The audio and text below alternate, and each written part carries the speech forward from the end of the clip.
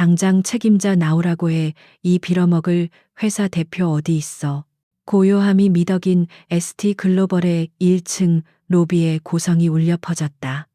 대리석 바닥은 그 소리를 증폭시켜 사방으로 흩뿌렸고 천장의 거대한 미디어 파사드에서 흘러나오던 잔잔한 클래식 음악마저 집어삼켰다.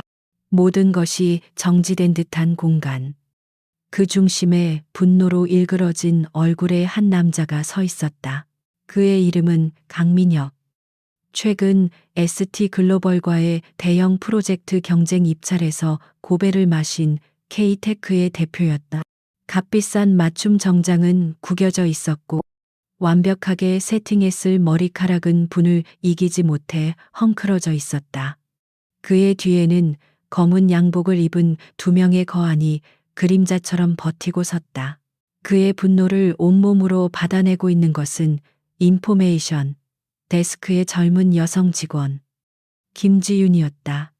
그녀는 갓 입사한 지 1년이 채 되지 않은 신입사원이었다.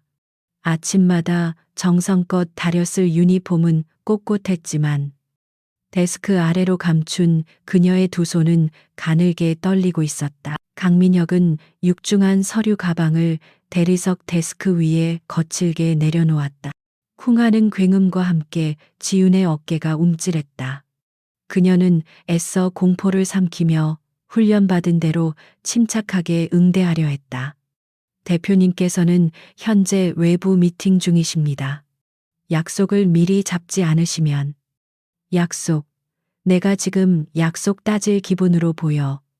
너희 ST가 우리한테 무슨 짓을 했는지 몰라 비겁한 수작으로 프로젝트를 가로챘으면. 적어도 얼굴은 보여야 할 거 아니야. 강민혁의 목소리는 점점 더 커졌고 그의 눈은 핏발이 서 있었다. 로비에 있던 다른 직원들과 방문객들은 모두 하던 일을 멈추고 이쪽을 쳐다보았다. 그들 중 누구도 감히 끼어들 엄두를 내지 못했다. 어떤 이는 못 본 척 고개를 돌렸고 다른 이는 스마트폰을 만지작거리며 경비팀에 연락을 해야 하나 망설였다. 하지만 강민혁의 위세와 그의 뒤에 선 위압적인 경호원들 때문에 모두가 그저 방관자로 남았다. 바로 그 순간 로비의 한쪽 구석에서 규칙적인 소음이 들려오고 있었다. 쓱, 쓱, 물기를 머금은 대걸레가 대리석 바닥을 닦아내는 소리였다.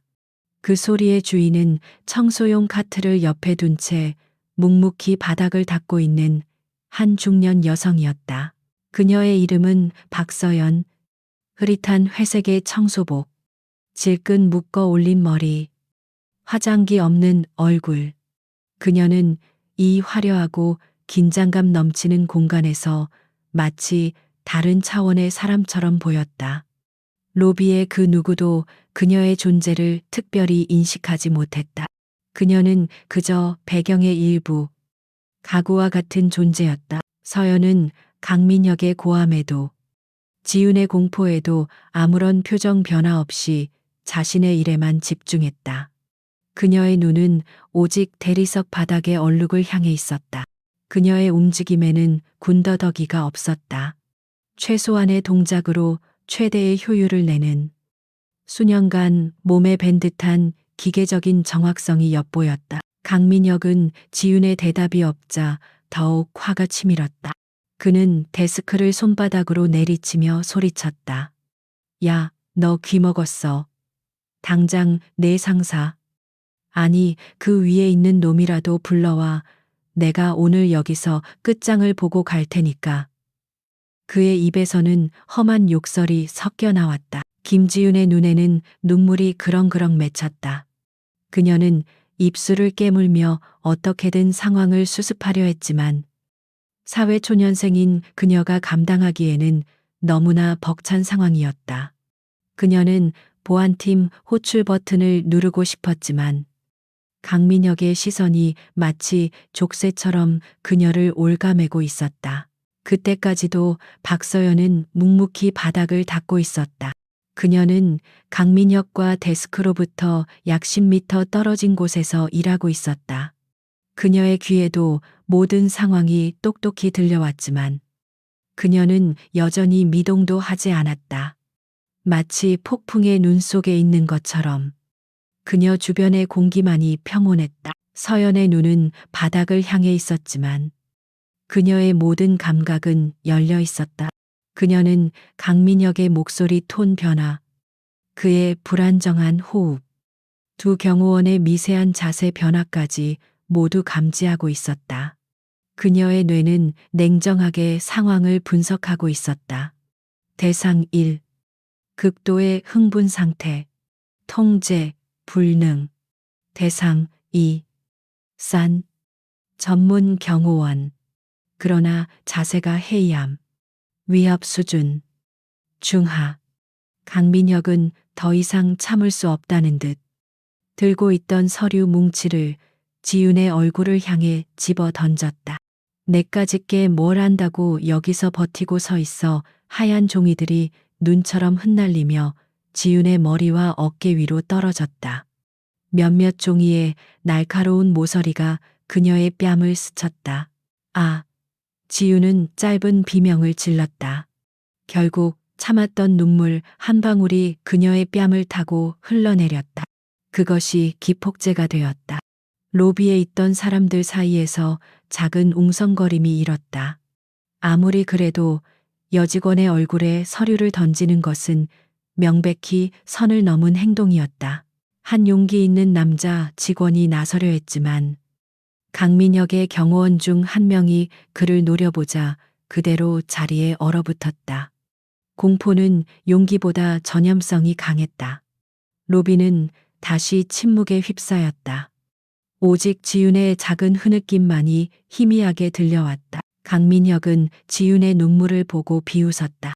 오는 게 내 무기인가 보지 하지만 나한테는 안 통해. 당장 사장 불러오지 않으면 오늘 내 회사 생활은 여기서 끝인 줄 알아. 그는 이제 협박의 수위를 한 단계 더 높였다. 그의 광기는 멈출 기미를 보이지 않았다. 박서연은 마침내 자신이 닦던 구역의 마지막 타일을 지났다. 그녀는 허리를 펴고 잠시 동안 데스크 쪽을 바라보았다. 그녀의 시선은 울고 있는 지윤, 광분한 강민혁, 그리고 방관하는 사람들을 차례로 훑었다. 그 시선에는 어떤 감정도 담겨 있지 않았다. 마치 곤충을 관찰하는 생물학자 같았다. 그녀의 내부에서는 여전히 분석이 계속되었다. 상황 악화, 물리적 충돌 임박, 피해자 보호, 프로토콜 발동 필요, 개입 시 예상되는 변수 계산 중. 하지만 겉으로 보기에 그녀는 그저 일을 마친 청소부일 뿐이었다. 아무도 그녀의 침묵 속에 얼마나 많은 계산이 오가고 있는지 알지 못했다. 강민혁은 자신의 행동에 대한 제지가 없자 더욱 기고만장해졌다. 그는 만족스러운 미소를 지으며 데스크 주위를 어슬렁거렸다. 그는 이 건물의 모든 사람이 자신의 발 아래에 있다고 느끼는 듯했다. 그는 자신의 부하 지위가 곧 법이라고 믿는 부류의 인간이었다. 그는 다시 지윤에게 다가갔다. 이번에는 그의 목소리에 조롱기가 가득했다.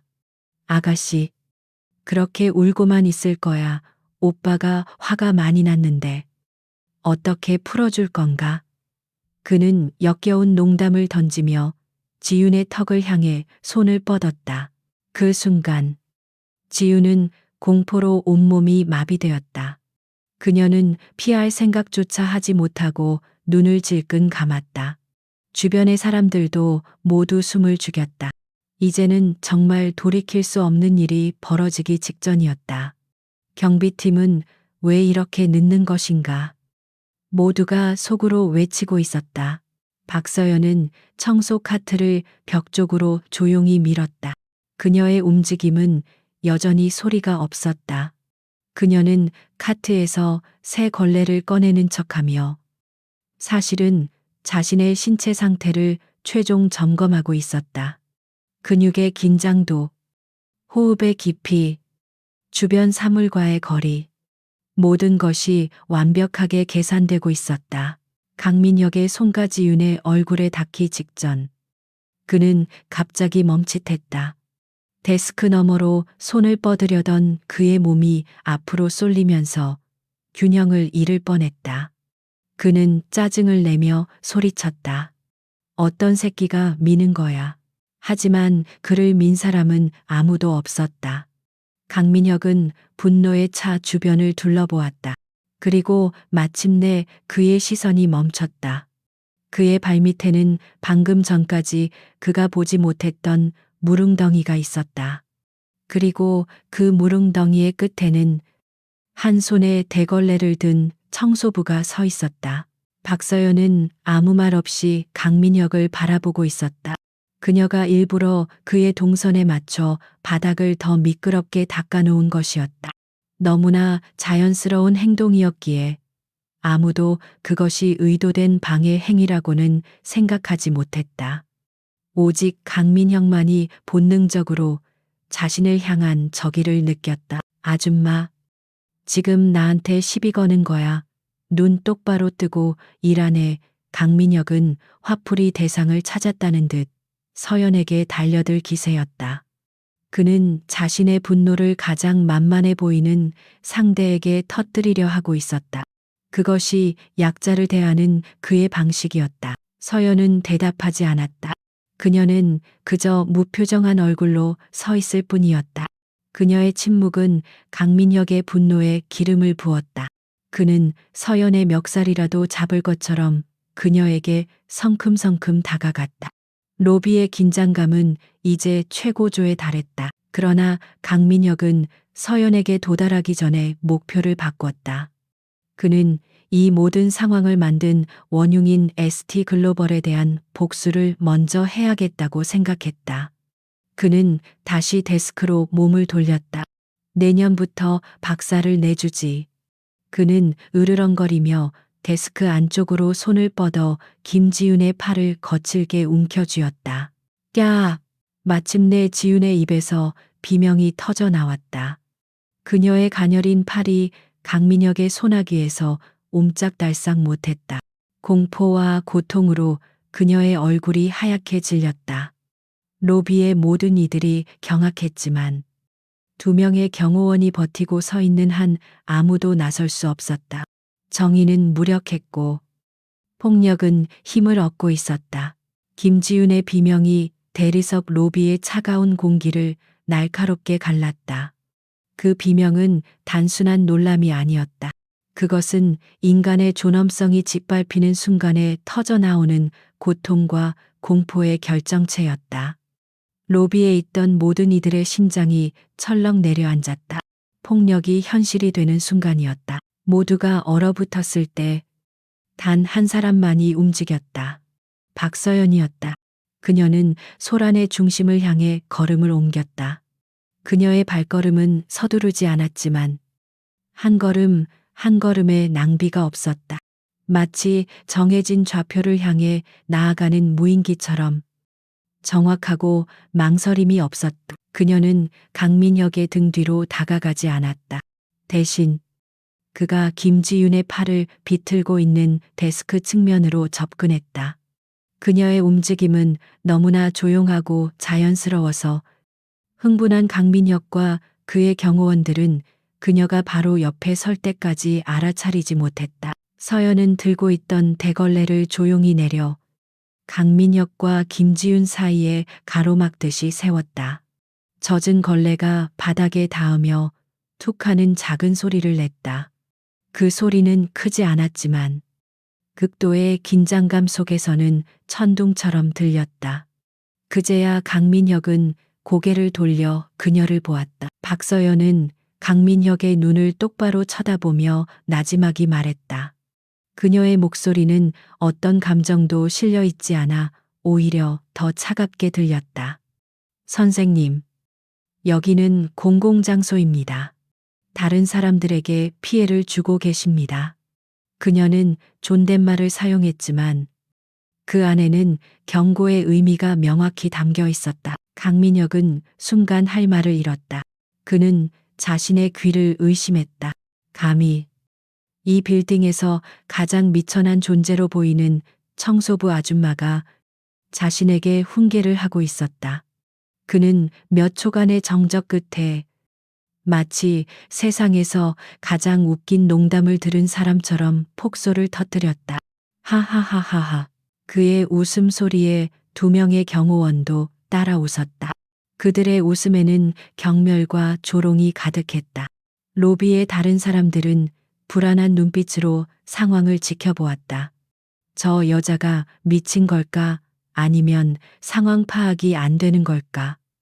모두의 머릿속에 비슷한 의문이 떠올랐다. 강민혁은 웃음을 멈추고 지윤의 팔을 놓아주었다. 마치 더러운 것을 만졌다는 듯 손을 털며 그는 완전히 박서연에게로 몸을 돌렸다. 그의 관심은 이제 울고 있는 가여운 사냥감에서 이 자신에게 대든 어리석은 존재로 옮겨갔다. 아줌마, 지금 제정신이야. 여기가 어디라고 감히 나한테 설교를 해. 그의 목소리는 끓어오르는 분노로 낮게 잠겨 있었다. 그는 서연의 머리부터 발끝까지 훑어보았다.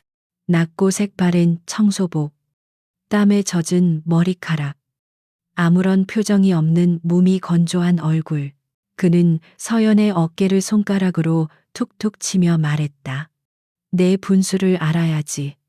네가 할 일은 저기 구석에 처박혀서 바닥이나 닦는 거야. 어디서 감히 재벌 회장님 앞에서 잘난 척이야. 쥐뿔도 없는 게. 그의 말 한마디 한마디는 칼날처럼 날카로웠다. 하지만 박서연은 눈 하나 깜짝하지 않았다. 그녀의 시선은 흔들림 없이 강민혁의 눈동자에 고정되어 있었다. 그녀의 침묵은 강민혁을 더욱 미치게 만들었다.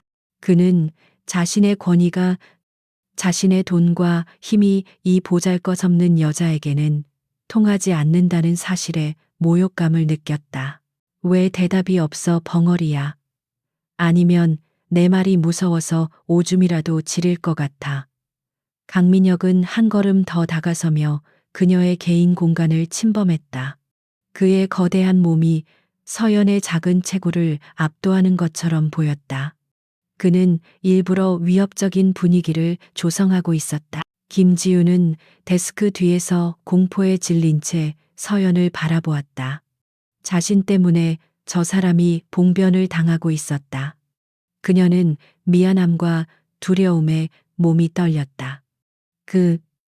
그만하세요. 제가 잘못했어요. 그녀는 작은 목소리로 말했지만 아무도 그녀의 말을 듣지 않았다. 강민혁의 경호원 중 한 명이 앞으로 나섰다. 그는 서연의 어깨를 거칠게 밀치려 하며 말했다. 회장님 말씀 안 들려. 당장 눈앞에서 꺼져. 그는 평소 하던 대로 힘으로 상대를 제압하면 모든 것이 해결될 것이라 믿었다. 그러나 그의 손이 서연의 어깨에 닿기 직전 서연이 조용히 입을 열었다. 그 손, 안 치우면 부러질 줄 알아. 그녀의 목소리는 여전히 낮고 조용했지만 그 안에는 강철 같은 의지가 담겨 있었다. 그 목소리를 들은 경호원은 순간적으로 온몸에 소름이 돋는 것을 느꼈다. 경호원은 본능적인 위협을 감지하고 주춤했다. 그는 수많은 사람을 상대해봤지만 이런 종류의 위압감은 처음이었다. 그것은 단순한 허세가 아니었다. 목소리 자체에 실린 무게가 달랐다. 강민혁은 자신의 부하가 망설이는 것을 보고 더욱 화가 치밀었다. 이런 등신 같은 놈, 저딴 계집 하나 처리 못해. 강민혁은 경호원을 밀치고 직접 나섰다. 그는 자신의 힘을 과시하고 싶었다. 이 로비에 있는 모든 사람들에게 누가 진정한 강자인지를 보여주고 싶었다. 그는 서연의 정면으로 다가가 그녀의 멱살을 잡으려 했다. 서연은 그의 손이 다가오는 것을 피하지 않았다. 대신 그녀는 아주 미세하게 몸의 중심을 낮췄다. 그것은 일반인의 눈에는 거의 보이지 않는 움직임이었다. 그녀는 마치 땅속 깊이 뿌리를 내린 거대한 나무처럼 보였다. 어떤 폭풍에도 흔들리지 않을 것 같은 견고함이었다. 강민혁은 서연의 태도에 이성을 잃었다. 그는 자신의 모든 체중을 실어 서연의 어깨를 강하게 밀쳤다. 죽고 싶어, 어디 한번 버텨봐. 그의 외침과 함께 퍽 하는 둔탁한 소리가 로비에 울렸다. 주변 사람들은 모두 눈을 질끈 감았다. 저 연약해 보이는 여자가 최소한 몇 미터는 날아가 벽에 부딪힐 것이라고 예상했다. 하지만 그들의 예상은 완전히 빗나갔다. 충격적인 일이 벌어졌다. 박서연은 그 자리에 그대로 서 있었다. 그녀는 한 발자국도, 아니, 단 1cm도 밀려나지 않았다. 그녀의 두 발은 마치 대리석 바닥에 용접이라도 한 듯 단단히 고정되어 있었다. 그녀의 상체조차 흔들림이 없었다. 오히려 균형을 잃고 뒤로 비틀거린 것은 강민혁이었다. 그는 자신이 벽을 민 것처럼 강한 반동을 느꼈다. 어깨를 민 그의 손바닥이 얼얼할 정도였다. 그는 믿을 수 없다는 표정으로 자신의 손과 미동도 없이 서 있는 서연을 번갈아 쳐다보았다. 뭐야?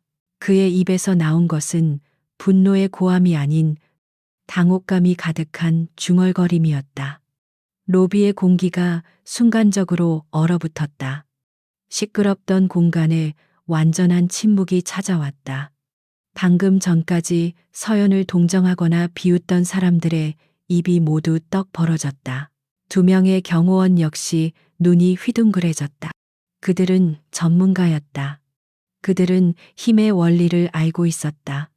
성인 남성, 특히 체격이 좋은 강민혁이 전력을 다해 밀었는데 저중년 여성이 미동도 하지 않는다는 것은 물리적으로 불가능한 일이었다. 김지윤은 데스크를 잡은 채 이 광경을 멍하니 바라보았다. 그녀의 눈에 맺혔던 눈물이 놀라움으로 인해 쏙 들어갔다. 방금까지 자신을 구해달라고 신에게 기도했던 그녀의 눈앞에 상상도 못한 방식으로 구원자가 나타난 것이었다. 박서연은 여전히 무표정했다. 그녀는 자신의 어깨를 가볍게 털었다. 마치 먼지를 털어내는 듯한 그 단순한 행동이 강민혁에게는 엄청난 모욕으로 느껴졌다. 그녀는 강민혁의 공격을 공격으로조차 여기지 않는다는 의미였다. 이럴 리가 없어. 강민혁은 중얼거리며 다시 자세를 잡았다. 그는 자존심에 큰 상처를 입었다. 그는 이것이 우연이거나 자신이 방심했기 때문이라고 생각했다. 그는 다시 한번, 이번에는 더욱 강하게 그녀를 밀치기 위해 준비했다. 로비의 모든 시선이 두 사람에게 집중되었다. 이제 상황은 단순한 행패가 아니었다. 그것은 상식을 벗어난 기이하고 예측 불가능한 대결이 되어가고 있었다. 아무도 이 다음에 무슨 일이 벌어질지 예상할 수 없었다. 다만 한 가지는 분명했다. 청소복을 입은 저 평범해 보이는 여자는 절대로 평범하지 않다는 것을 시간이 멈춘 듯 했다. ST 글로벌 로비의 모든 공기가 박서연과 강민혁 두 사람 사이에 응축된 것처럼 느껴졌다. 사람들은 숨 쉬는 것조차 잊었다. 방금 전 목격한 비현실적인 광경을 뇌가 제대로 처리하지 못하고 있었다. 저 작은 체구의 청소부가 장정의 전력을 버텨냈다는 사실을 말이다. 강민혁의 얼굴은 당혹감에서 시작해 불신을 거쳐 이제는 걷잡을 수 없는 분노로 시뻘겋게 달아올랐다. 그는 태어나서 단 한 번도 이런 종류의 굴욕을 겪어본 적이 없었다. 그것도 수많은 사람들이 지켜보는 앞에서 사회의 가장 밑바닥 계층이라고 생각했던 사람에게 당한 것이었다. 내년, 정체가 뭐야? 그는 억지로 목소리를 쥐어짰다. 그의 자존심은 산산조각 났지만 그는 인정할 수 없었다. 이것은 분명 속임수거나 우연일 뿐이라고 그는 스스로를 세뇌했다. 그는 이 상황을 통제하고 짓밟힌 체면을 되찾아야만 했다. 박서연은 그의 질문에 대답하지 않았다. 그녀에게 그의 정체에 대한 호기심 따위는 중요하지 않았다.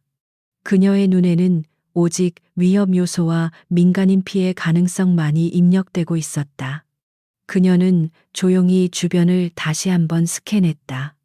직원들은 여전히 겁에 질려 있었고 몇몇은 몰래 스마트폰으로 영상을 촬영하고 있었다. 그녀의 침묵이 강민혁의 마지막 남은 이성의 끈을 끊어버렸다.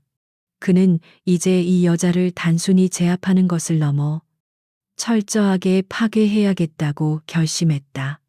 그는 자신의 뒤에 서 있던 2명의 경호원에게 턱짓으로 명령했다. 뭐 하고 있어? 전현 당장 끌어내 팔다리를 부러뜨려서라도 내 앞에 무릎 꿇려. 명령을 받은 2 경호원은 서로의 얼굴을 잠시 쳐다보았다. 그들의 눈에는 아까와는 다른 망설임이 서려 있었다. 그들은 단순한 깡패가 아니었다. 나름 전문적인 훈련을 받은 프로였다. 그렇기에 방금 전의 상황이 얼마나 비정상적인지 누구보다 잘 알고 있었다. 한 명의 경호원이 조심스럽게 입을 열었다. 회장님, 저 여자는 좀 뭔가 이상합니다. 일단은 물러서시는 게. 그는 자신의 직업적 감각이 보내는 위험 신호를 무시할 수 없었다. 상대는 평범한 중년 여성이 아니었다. 그가 아는 어떤 카테고리에도 속하지 않는 미지의 존재였다. 하지만 그 조언은 불난 집에 기름을 붓는 격이었다. 닥쳐. 너희들까지 날 무시하는 거야. 월급 주는 내가 시키는 대로 해. 전현이 괴물이라도 된다는 거야. 강민혁은 고함을 질렀다. 그는 자신의 부하들마저 저 여자에게 겁을 먹었다는 사실에 더욱 참을 수 없는 모멸감을 느꼈다. 경호원들은 더 이상 거역할 수 없었다. 그들은 마지못해 고개를 끄덕이고는 박서연을 향해 천천히 다가오기 시작했다.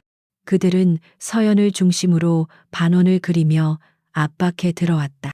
한 명은 정면을, 다른 한 명은 측면을 노리는 교과서적인 포위 전술이었다. 로비의 분위기는 일촉즉발의 위기감으로 가득 찼다. 이제 정말 본격적인 폭력이 시작될 것임을 모두가 직감했다. 김지우는 하얗게 질린 얼굴로 입술을 깨물었다. 그녀는 자신이 나서서 말려야 한다고 생각했지만 다리가 얼어붙어 한 걸음도 뗄 수 없었다. 경호원들이 서연과의 거리를 5미터까지 좁혔을 때였다. 그때까지 미동도 않던 박서연이 마침내 움직였다. 그녀는 경호원들을 보지 않았다. 그녀의 시선은 처음부터 끝까지 오직 강민혁 이 모든 사태의 원흉에게 고정되어 있었다. 그녀가 나지막이 입을 열었다. 3초 주지. 그녀의 목소리는 이전과 완전히 달랐다. 예의 바른 존댓말도 감정 없는 건조한 톤도 아니었다. 그 목소리에는 사람의 의지를 꺾어버리는 절대적인 권위가 담겨 있었다. 마치 수백 명의 부하들을 지휘하는 지휘관의 명령처럼 짧고 단호했다. 여기서 사라져. 그 말을 듣는 순간 강민혁을 포함한 로비의 모든 사람들이 움찔했다. 목소리 하나만으로 공간 전체를 장악하는 힘. 그것은 평범한 사람이 낼 수 있는 종류의 것이 아니었다. 2 경호원은 자신들도 모르게 그 자리에 걸음을 멈췄다. 그들의 몸이 뇌의 명령보다 먼저 반응했다. 강민혁은 잠시 압도당했지만 이내 다시 비웃음을 터뜨렸다. 그는 공포를 분노로 덮으려는 사람 특유의 반응을 보였다. 3초, 이 아줌마가 영화를 너무 많이 봤나 보네. 네가 뭔데 나한테 명령이야. 이제 와서 목숨이라도 구걸하는 건가? 그는 서연의 경고를 허세이자 마지막 발악으로 치부했다. 그는 자신의 부하들이 멈칫한 것을 보고는 더욱 소리쳤다. 뭘 멍청하게 서 있어. 전연 입을 찢어버려. 그는 손가락으로 서연을 가리키며 경멸적으로 외쳤다. 박서연의 눈빛이 차갑게 가라앉았다. 그녀는 더 이상 경고가 통하지 않는다는 것을 깨달았다.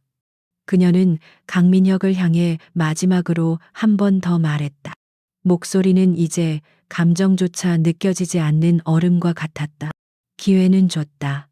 그 말이 그녀가 베푸는 마지막 잡이었다. 강민혁은 그 말을 비웃으며 인간이 할 수 있는 가장 모욕적인 행동을 했다.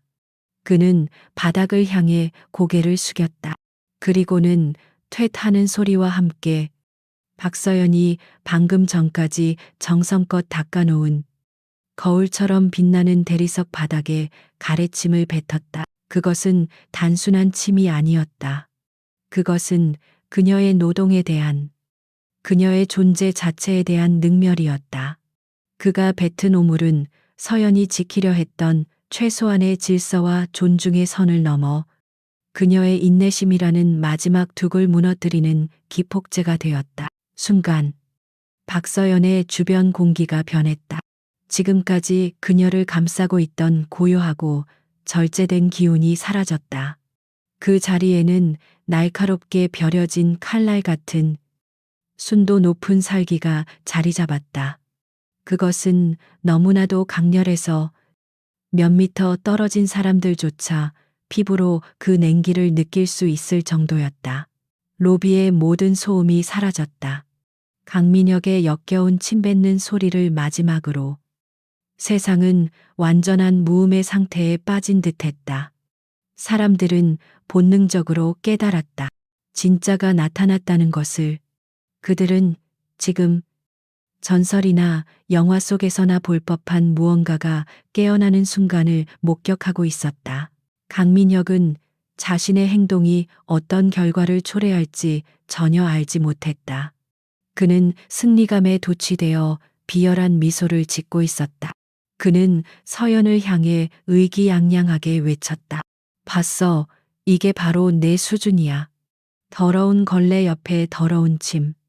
아주 잘 어울리는군. 이제 내 놈들이 전연을 끌어내서 저 침을 핥아서 깨끗하게 만들게 해. 그의 잔인한 명령이 떨어지는 것과 동시에 망설이던 두 경호원이 마침내 움직였다. 그들은 눈을 질끈 감고 마치 맹수를 향해 달려드는 사냥개처럼 박서연에게 달려들었다. 한 명은 그녀의 팔을, 다른 한 명은 다리를 노렸다. 그들의 목표는 그녀를 무력화시켜 바닥에 내동댕이 치는 것이었다. 모든 것이 느리게 보였다. 달려드는 경호원들의 일그러진 얼굴, 공포와 경악이 뒤섞인 사람들의 표정, 그리고 그 중심에 서 있는 세상의 모든 폭풍을 집어삼킬 듯 고요한 박서연의 모습. 그녀의 시대가, 그녀가 숨겨왔던 진짜 모습이 드러나기 직전의 마지막 1초였다. 강민혁의 잔인한 명령이 채 끝나기도 전에 박서연의 몸에서 흘러나오던 살기가 거짓말처럼 사라졌다. 마치 스위치를 내린 것처럼 그녀를 둘러싸고 있던 모든 위압적인 기운이 흔적도 없이 증발했다. 그녀는 다시 평범한, 아니, 그보다 더 존재감 없는 사람으로 돌아간 듯 보였다. 그 변화에 가장 먼저 반응한 것은 그녀에게 달려들던 두 명의 경호원이었다. 그들은 본능적으로 느꼈다. 위험 신호가 사라졌다. 그들은 상대가 겁을 먹고 기세가 꺾였다고 판단했다. 그들의 얼굴에 다시 자신감이 떠올랐다. 그들의 발걸음은 더욱 빨라지고 거칠어졌다. 로비의 사람들도 비슷한 생각을 했다. 결국 허세였구나. 저 여자가 마지막으로 용기를 쥐어짰지만 진짜 폭력 앞에서는 어쩔 수 없는 것이라고. 안타까움과 약간의 실망감이 섞인 탄식이 여기저기서 흘러나왔다. 김지윤은 두 손으로 얼굴을 가렸다. 차마 다음 장면을 볼 수가 없었다. 바로 그 순간이었다. 박서연은 조용히 허리를 숙였다. 그녀는 자신의 분신과도 같았던 손에 쥐고 있던 대걸레를 천천히 바닥에 내려놓았다. 나무로 된 긴 손잡이가 차가운 대리석 바닥에 닿았다. 타크. 그 소리는 크지 않았다. 하지만 이상하게도 그 소리는 로비 전체에 울려 퍼졌다. 마치 고요한 수면 위로 떨어진 물방울이 만들어낸 파문처럼 그 작은 소리가 모든 사람의 고막을 선명하게 파고들었다. 소리가 난 순간 로비의 모든 이들이, 심지어 달려들던 경호원들조차 자신들도 모르게 숨을 멈췄다. 그것은 단순한 행동이 아니었다. 그것은 하나의 의식 기스이었다.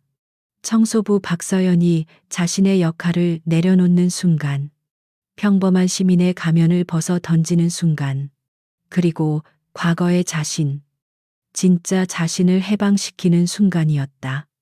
그녀는 더 이상 바닥을 닦는 사람이 아니었다. 서연은 천천히 허리를 폈다. 그녀가 고개를 드는 그 짧은 찰나, 그녀의 모든 것이 변해 있었다. 이전까지 무표정하고 공허해 보였던 그녀의 눈은 이제 밤하늘의 별처럼 차갑고 예리한 빛을 뿜어내고 있었다. 그 눈빛에는 더 이상 망설임이나 연민 같은 인간적인 감정이 존재하지 않았다. 오직 목표를 포착하고 분석하는 극도로 훈련된 포식자의 눈빛만이 존재했다. 그녀의 자세도 미세하게 변했다. 힘없이 서 있던 어깨는 굳건하게 펴졌고, 약간 구부정했던 등은 강철처럼 꼿꼿하게 섰다. 헐렁한 청소복 아래로 오랫동안 단련된 근육들이 미세하게 꿈틀거리며 전투 태세를 갖추는 것이 느껴졌다. 그녀는 그저 서 있기만 했을 뿐인데, 그녀의 존재감은 산처럼 거대해져서 주변 공간을 압도했다. 그녀는 청소할 때 끼고 있던 낡은 고무 장갑을 천천히 벗었다. 장갑을 벗어 던지자 그 안에 감춰져 있던 그녀의 손이 드러났다. 그것은 여자라고는 믿기 힘든 굳은 살이 박이고 잔상처가 가득한 투박한 손이었다. 하지만 그 손의 모든 마디마디에는 폭발적인 힘과 치명적인 정교함이 깃들어 있었다. 그 손은 수만 번의 훈련을 통해 인간의 몸을 파괴하는 법을 학습한 살아있는 무기 그 자체였다. 로비의 모든 사람들이 넋을 잃고 그녀를 바라보았다. 그들은 자신들이 지금 무엇을 보고 있는지 이해할 수 없었다. 불과 몇 초 전까지만 해도 초라하고 힘없어 보이던 중년의 청소부가 지금은 마치 전장의 여신처럼 범접할 수 없는 아우라를 뿜어내고 있었다. 그것은 변신이었다. 완벽하고 완전한 경이로운 변신이었다. 강민혁은 입을 벌린 채 굳어 있었다. 그의 뇌가 현실을 부정하고 있었다. 말도 안 돼. 저건 환각이야. 하지만 그의 온몸의 세포가 비명을 지르고 있었다. 위험하다. 도망쳐야 한다. 그의 본능이 이성의 통제를 벗어나 경고음을 울렸다. 경호원들은 서연에게 거의 도달한 상태였다. 하지만 그들은 차마 마지막 한 걸음을 내딛지 못했다. 그들의 눈앞에 있는 것은 더 이상 인간이 아니었다. 그것은 완벽하게 통제된 살아있는 살상 기계였다. 그들이 지금까지 상대해왔던 거리의 깡패들과는 차원이 다른 존재였다. 그들의 훈련된 감각이 경고했다. 저 선을 넘는 순간 죽는다. 박서연은 달려들다 멈춰선 경호원들에게는 눈길조차 주지 않았다. 그녀의 차가운 시선은 여전히 강민혁에게 고정되어 있었다. 그녀가 마침내 입을 열었다. 그녀의 목소리는 이제 기계음처럼 정확하고 감정이 없었다. 그것은 누군가에게 말을 거는 것이 아니었다. 마치 작전 개시를 앞두고 상황을 브리핑하는 군인의 독백과 같았다. 적대적 민간인 대상, 폭력성 및 공공위협 수준 최고 단계로 격상 확인. 그녀의 입에서 나온 단어들은 너무나도 생경했다. 적대적 민간인 대상, 위협 수준 격상. 일상생활에서는 결코 들을 수 없는, 오직 군대나 특수기관에서만 사용하는 전문 용어였다. 로비에 있던 사람들은 그 의미를 완전히 이해하지는 못했지만 그 말에 담긴 섬뜩한 무게감은 온몸으로 느낄 수 있었다. 서연은 말을 이었다. 그녀의 시선은 강민혁의 신체 부위를 빠르고 정확하게 스캔하고 있었다. 마치 스캐너가 지나가듯 그의 관절, 급소, 균형점들을 하나하나 확인하는 듯 했다. 목표, 제압 프로토콜, 비살상적 무력화로 설정, 예상 소요 시간 30초 이내. 그녀의 말이 끝나자 로비의 침묵은 극에 달했다. 이제는 경악을 넘어 공포가 사람들의 얼굴에 떠올랐다. 저 여자는 미쳤다. 아니, 미친 게 아니라면 도대체 정체가 무엇인가? 그녀의 입에서 나오는 말들은 그녀가 평범한 청소부가 아님을 명백히 증명하고 있었다. 강민혁은 공포에 질려 뒷걸음질치기 시작했다. 그는 자신이 지금 괴물과 마주하고 있다는 것을 깨달았다. 그는 소리치고 싶었지만 목소리가 나오지 않았다. 그의 두 경호원 역시 마찬가지였다. 그들은 진퇴양난에 빠져 식은땀만 흘리고 있었다. 박서연은 자신의 선언을 마쳤다. 그것은 상대에 대한 마지막 통보이자 자기 자신에게 내리는 임무 시작 명령이었다. 그녀는 가볍게 목을 풀며 두둑 소리를 냈다. 그리고는 공격 자세를 취했다. 너무나도 자연스럽고 교과서적인 완벽한 전투 자세였다. 그녀가 마지막 한마디를 내뱉었다. 작전 개시. 그 말이 곧 신호탄이었다. 멈춰 있던 세상의 시간이 다시 흐르기 시작했다. 그 말이 떨어진 순간 박서연의 모습이 시야에서 사라졌다. 아니, 사라진 것이 아니었다. 그녀의 움직임이 너무나도 빨라 평범한 인간의 동체 시력이 따라잡지 못했을 뿐이다. 그녀는 마치 압축되었다가 폭발하는 용수철처럼 정지 상태에서 최고 속도로 전환했다. 가장 먼저 움직인 것은 그녀의 오른쪽으로 파고들던 경호원이었다. 그는 이성을 잃고 고함을 지르며 주먹을 휘둘렀다. 훈련된 움직임이었지만 공포와 분노가 섞여 동작이 불필요하게 컸다. 그것은 치명적인 실수였다. 박서연은 그의 주먹을 피하기 위해 몸을 뒤로 젖히지 않았다. 오히려 그녀는 반걸음 앞으로 파고들었다. 상대의 공격 범위 안으로 들어가는 자살 행위처럼 보이는 움직임이었다. 하지만 그녀의 계산은 완벽했다. 그녀는 상대의 어깨와 팔꿈치 관절이 완전히 펴지기 직전에 힘이 가장 약해지는 찰나의 순간을 포착했다. 그녀의 왼손이 번개처럼 뻗어나가 경호원의 손목을 붙잡았다. 잡았다기보다는 마치 독수리가 먹이를 낚아채듯 감아쥐었다. 동시에 그녀의 오른손은 그의 팔꿈치 아래를 받쳤다. 그리고 그녀는 아주 작고 간결하며 폭발적인 힘으로 그의 팔을 비틀었다. 로비 전체를 뒤흔드는 끔찍한 비명이 터져나왔다. 그것은 인간의 목에서 나올 수 있는 고통의 최대치였다. 우두둑하는 굵은 나뭇가지를 부러뜨리는 듯한 소리가 비명 소리에 섞여 들렸다. 경호원의 손목 관절은 순식간에 탈구되고 인대가 파열되었다. 서연은 거기서 멈추지 않았다. 그녀는 고통으로 몸부림치는 거구의 남자를 그대로 끌어당겼다. 그녀는 남자의 무너지는 균형과 돌진하던 힘을 역이용하여 그의 몸을 거대한 팽이처럼 회전시켰다. 그리고 반대편에서 달려오던 다른 경호원을 향해 그를 집어 던졌다.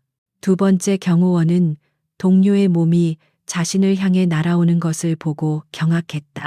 그는 급히 멈춰 서서 동료를 받아내려 했지만 이미 때는 늦었다.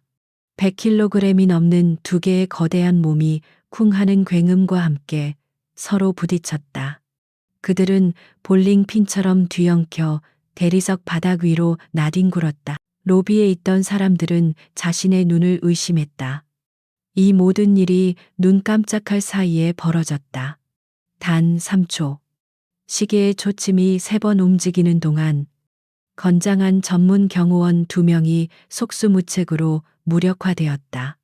그것은 싸움이 아니었다. 일방적인 제압 혹은 해체에 가까웠다. 강민혁은 그 광경을 보고 얼굴이 새하얗게 질렸다. 그의 머릿속에서 도망쳐라는 단 하나의 단어만이 맴돌았다. 그는 짐승 같은 본능으로 몸을 돌렸다. 그리고 건물의 거대한 유리 회전문을 향해 미친 듯이 달리기 시작했다. 살아야 한다는 생각뿐이었다. 하지만 그의 희망은 헛된 것이었다. 그가 채 3걸음을 떼기도 전에 그의 등 뒤에서 바람 소리가 들렸다. 소리라고 하기엔 너무나도 미세한 공기가 갈라지는 소리. 그리고 다음 순간 그의 목덜미에 차가운 무언가가 닿았다. 그것은 박서연의 손이었다. 그녀는 언제 그의 등 뒤로 이동한 것일까? 아무도 보지 못했다. 그녀는 달리지 않았다. 그녀는 마치 공간을 뛰어넘은 것처럼 그곳에 나타났다. 그녀의 손가락 2개가 강민혁의 목 뒤, 척추와 두개골이 만나는 지점의 급소를 가볍게 눌렀다. 강민혁의 입에서 짧은 신음이 터져 나왔다. 전기에 감전된 것처럼 그의 온몸에서 힘이 빠져나갔다. 다리가 풀리며 그는 그대로 바닥을 향해 고꾸라졌다. 하지만 그는 바닥에 완전히 쓰러지지 않았다. 박서연이 그의 뒷덜미를 잡고 있었기 때문이었다. 서연은 힘없이 축 늘어진 강민혁을 질질 끌었다. 그녀의 움직임에는 어떤 감정도 실려 있지 않았다. 마치 무거운 쓰레기 자루를 옮기는 것처럼 무심하고 기계적이었다. 그녀는 그를 끌고 로비의 정중앙으로, 바로 그가 조금 전에 오만하게 침을 뱉었던 그 자리로 돌아왔다. 그녀는 그의 뒷덜미를 잡고 있던 손을 놓았다. 그리고 그의 턱을 잡아 강제로 고개를 들게 했다. 그녀는 그의 눈을 똑바로 내려다보며 얼음처럼 차가운 목소리로 말했다. 내가 더럽힌 것은 네가 직접 치워. 강민혁은 공포와 고통으로 제정신이 아니었지만 그 말의 의미는 똑똑히 알아들을 수 있었다. 그의 시선이 바닥에 있는 자신의 더러운 가래침을 향했다. 역겨움과 굴욕감에 그의 온몸이 부들부들 떨렸다. 그는 고개를 저으려 했지만 서연의 손가락이 그의 턱 관절에 압력을 가하자 극심한 고통이 밀려왔다. 핥아. 그것은 명령이었다. 거부할 수 없는 절대적인 명령. 그 순간 강민혁의 오만했던 자존심은 완전히 가루가 되어 사라졌다. 그는 자신이 인간이 아닌 한 마리의 개가 된 것 같은 기분을 느꼈다. 그는 눈물을 흘리며 지옥 속에서 천천히 고개를 숙였다. 그 모습을 지켜보던 로비의 모든 사람들은 충격과 함께 기묘한 카타르시스를 느꼈다. 약자를 짓밟고 법 위에 군림하려 했던 오만한 권력자가 자신이 가장 경멸했던 방식으로 응징당하고 있었다. 그것은 완벽한 인과응보였다. 한편 바닥에 쓰러져 있던 경호원 중 한 명이 고통 속에서 허리춤에 있던 권총에 손을 뻗으려 했다. 그는 사설 경호원이었지만 불법으로 총기를 소지하고 있었다. 그는 이 상황을 어떻게든 역전시켜야 한다고 생각했다. 하지만 그의 손가락이 총의 손잡이에 닿기도 전에 휙 하는 소리와 함께 무언가가 그의 손등을 꿰뚫었다. 악, 악. 그의 손등에는 박서연이 조금 전에 벗어 던졌던 고무 장갑의 단추가 박혀 있었다. 그녀는 강민혁을 제압하는 동시에 이쪽의 움직임까지 완벽하게 파악하고 있었던 것이다. 그녀는 발끝으로 단추를 튕겨 10m나 떨어진 경호원의 손등을 정확하게 맞췄다. 신기에 가까운 기술이었다. 이제 저항할 수 있는 사람은 아무도 없었다. 로비는 완벽하게 박서연이라는 한 사람의 지배하에 들어갔다. 그녀는 바닥에 엎드린 강민혁과 쓰러진 경호원들을 차갑게 내려다보았다. 이 모든 상황이 정리되는 데 걸린 시간은 그녀가 대걸레를 내려놓은 순간부터 정확히 27초였다. 그녀가 예고했던 30초보다도 빠른 완벽한 작전 수행이었다. 로비의 시간은 박서연의 발치 아래에서 얼어붙었다. 27초라는 짧은 시간 동안 오만함의 탑은 무너졌고 폭력의 소음은 절대적인 침묵으로 대체되었다. 바닥에 비참하게 엎드려 있는 강민혁, 고통 속에 신음하는 두 명의 경호원, 그리고 이 모든 것을 목격한 채 석고상처럼 굳어버린 사람들. 그 중심의 박서연은 폭풍이 지나간 후에 고요한 하늘처럼 미동도 없이 서 있었다. 그녀의 표정에는 승리감도 안도감도 없었다. 마치 정해진 매뉴얼에 따라 임무를 완수한 기계처럼 그저 결과만을 담담히 확인할 뿐이었다. 그녀는 더러워진 바닥과 인간들을 잠시 내려다본 후 작업복 주머니에서 투박한 구형 폴더폰을 꺼내 들었다. 최신 스마트폰이 넘쳐나는 세상에서 그녀의 전화기는 마치 과거에서 온 유물처럼 보였다. 그녀는 익숙하게 버튼 하나를 길게 눌렀다. 신호음은 단 한 번 울리고 바로 연결되었다. 전화기 너머에서는 어떤 인사말도 들려오지 않았다. 오직 무겁고 정제된 침묵만이 흘렀다. 박서연은 수화기를 귀에 댄 채 조금 전과 같은 기계적인 목소리로 보고를 시작했다. 독수리, 지휘부에 보고한다. 그녀의 입에서 나온 독수리라는 단어. 그것은 단순한 호출명이 아니었다. 대한민국 특수부대의 어두운 역사 속에서 전설로만 전해지던 가장 위험하고 가장 완벽했던 작전 요원의 코드네임이었다. 그 이름을 듣는 순간 바닥에 엎드려 있던 강민혁의 동공과 지진이라도 난 듯 흔들렸다. 그는 사업을 하면서 어둠의 세계와 엮인 적이 많았다. 돈과 권력이 있는 곳에는 언제나 위험이 따랐기에 그는 자신을 지키기 위해 여러 정보를 수집했다. 그는 군과 정보기관의 고위 간부들과도 연줄이 있었다. 그리고 술자리에서 몇 번 뜬 소문처럼 그 이름을 들은 적이 있었다. 독수리, 보이지 않는 곳에서 국가의 적들을 처리하는 존재 자체가 극비인 최정의 요원. 말도 안 돼. 그건 그냥 도시전설 같은 거였어. 강민혁은 현실을 부정하려 했지만 온몸의 피가 차갑게 식는 것을 느꼈다. 서연의 보고는 계속되었다.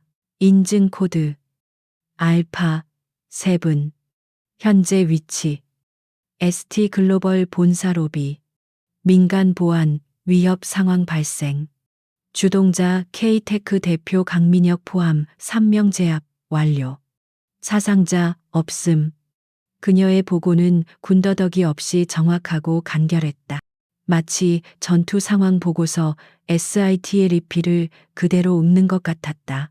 수화기 너머에서는 여전히 아무런 대답이 없었다. 그저 듣고 있다는 신호처럼 미세한 노이즈만이 흘러나왔다. 서연은 잠시 숨을 고르고 마지막 요청 사항을 전달했다.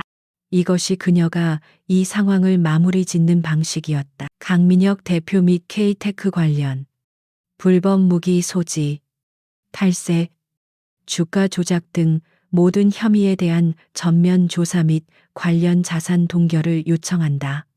또한 현 시간부로 내 신상 정보에 대한 접근 제한을 최고 등급으로 재조정할 것. 이상.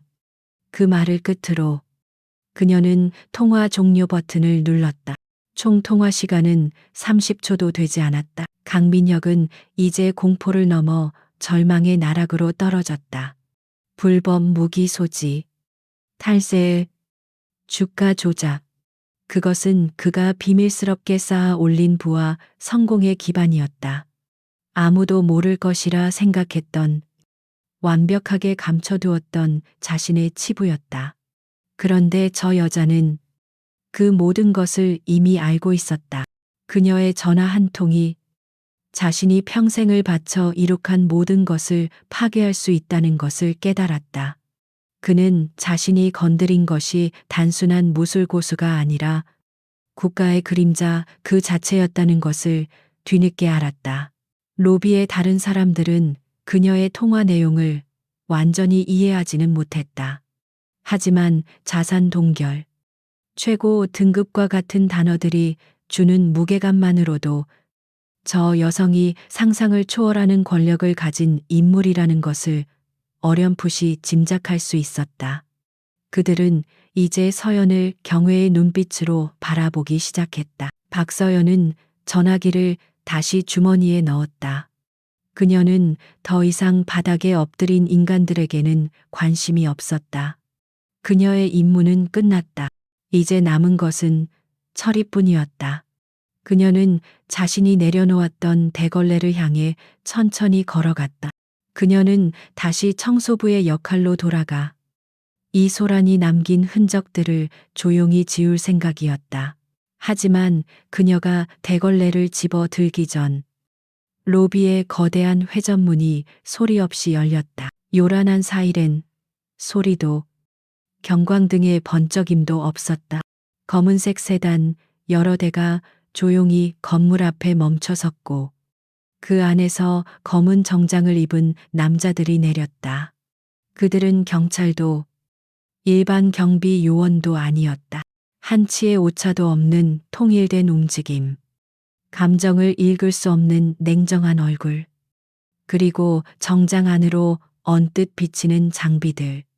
그들은 일반인이 평생 한 번도 마주칠 일 없는 국가 직속 대테러 부대 요원들이었다. 그들 중 리더로 보이는 한 남자가 로비 안으로 성큼성큼 들어섰다. 그는 널브러진 경호원들과 강민혁을 한번 훑어본 후 곧장 박서연에게로 다가갔다. 그는 서연의 앞에서 군더더기 없는 동작으로 멈춰 서더니 허리를 90도로 숙여 인사했다. 선배님, 오셨습니까? 그의 입에서 나온 선배님이라는 호칭은 로비에 있던 모든 사람들의 귀를 의심하게 만들었다. 국가 최정예 요원으로 보이는 남자가 청소복을 입은 중년 여성을 향해 극도의 존경심을 표하고 있었다. 그것은 그 어떤 폭력 장면보다도 더 충격적인 광경이었다. 박서연은 그를 담담히 바라보며 고개를 한번 끄덕였다. 수고가 많다. 김소령. 나머지는 알아서 처리하도록. 그녀의 목소리는 다시 평범한 중년 여성의 것으로 돌아와 있었지만 그 말을 듣는 김소령의 자세는 조금도 흐트러지지 않았다. 예, 알겠습니다. 즉시 처리하겠습니다. 김소령은 짧게 대답하고는 뒤를 돌아 손짓했다. 그의 신호에 따라 다른 요원들이 일사불란하게 움직이기 시작했다. 그들은 쓰러진 경호원들을 제압하고 불법 소지 권총을 확보했으며 강민혁에게는 수갑 대신 특수 제작된 구속 장비를 채웠다. 강민혁은 아무런 저항도 하지 못했다. 그는 이미 영혼이 빠져나간 껍데기 같았다. 요원 한 명이 김지윤에게 다가가 정중하게 신분증을 보이며 말했다. 안심하십시오. 아가씨, 저희는 국군 방첩사령부 소속입니다. 피해자 진술과 보안 영상 확보에 협조 부탁드립니다. 그제야 사람들은 이 모든 상황의 전말을 어렴풋이 이해하기 시작했다. 모든 것이 정리되는 동안 박서연은 조용히 자신의 대걸레를 집어들었다. 그녀는 강민혁이 뱉었던 더러운 침 자국을 향해 다가갔다. 그리고는 아무 일도 없었다는 듯 묵묵히 바닥을 닦기 시작했다. 국가를 움직이는 전설적인 요원과 바닥에 얼룩을 닦는 청소부. 그 기묘한 공존의 모습에 사람들은 할 말을 잃었다. 김소령과 그의 팀이 움직이자 ST글로벌 로비는 순식간에 잘 짜인 작전본부처럼 변모했다. 그들의 움직임에는 어떤 혼란이나 소음도 없었다. 오직 낮고 절제된 목소리로 주고받는 지시와 훈련된 신체가 만들어내는 효율적인 움직임만이 존재했다. 한 팀은 강민혁과 경호원들을 건물 밖으로 신속하게 이송했고, 다른 한 팀은 현장 증거를 수집하며 목격자들의 신원을 확보했다. ST 글로벌의 보안팀은 뒤늦게 현장에 도착했지만 이미 상황이 정리된 것을 보고 어쩔 줄 몰라 했다. 그들은 자신들의 관할 구역에 나타난 정체불명의 무리에게 감히 신원을 묻지도 못한 채 멀찍이 서서 지켜볼 뿐이었다. 로비에 있던 직원들과 방문객들은 여전히 충격에서 헤어나오지 못하고 이 비현실적인 광경을 멍하니 바라보았다. 강민혁은 요원들에게 양팔이 붙들려 끌려가면서도 아무런 저항을 하지 않았다. 그의 눈은 초점을 잃고 허공을 헤매고 있었다. 그의 머릿속에서는 독수리, 알파, 세분이라는 단어들이 계속해서 맴돌았다. 그는 자신이 얼마나 어리석었는지를 깨달았다. 그는 돈과 권력으로 세상을 움직일 수 있다고 믿었지만 세상에는 그가 감히 상상조차 할 수 없는 보이지 않는 힘의 질서가 존재했다. 그리고 그는 그 질서의 가장 깊은 곳을 건드려 버린 것이었다. 그의 제국은 무너지고 있었다. 박서연의 전화 한 통으로 그가 수십 년간 쌓아 올린 모든 것이 모래성처럼 허물어지고 있었다. 지금 이 순간에도 수십 명의 회계사와 조사관들이 그의 회사로 들이닥쳐 장부를 압수하고 있을 것이다. 그의 비밀 계좌는 동결되고 그와 결탁했던 정관계 인사들은 꼬리를 자르기 위해 분주할 것이다. 그는 끝났다는 것을 직감했다. 완벽하고 돌이킬 수 없는 종말이었다. 요원들이 사라지자 로비에는 다시 어색한 침묵이 흘렀다. 사람들의 시선은 이제 한 곳으로 모였다. 묵묵히 바닥을 닦고 있는 박서연에게로. 그녀는 방금 전 국가의 칼날을 휘두른 사람이라고는 믿기지 않을 정도로 평온하게 자신의 일을 하고 있었다. 그녀는 강민혁이 뱉은 가래침 자국을 깨끗이 닦아내고 주변의 튄 핏자국까지 세심하게 처리했다. 그때 엘리베이터 문이 띵 소리를 내며 열렸다. 외부 미팅을 마치고 돌아온 ST글로벌의 CEO 정태수 회장이 비서와 함께 모습을 드러냈다. 그는 로비의 심상치 않은 분위기와 직원들의 겁에 질린 표정을 보고 즉시 무언가 잘못되었음을 직감했다. 무슨 일 있었나? 정 회장의 낮은 목소리가 로비에 울렸다. 비서가 상황 파악을 위해 달려나갔고 잠시 후 하얗게 질린 얼굴로 돌아와 보고했다. 회장님, K테크의 강민혁 대표가 로비에서 난동을 부렸습니다.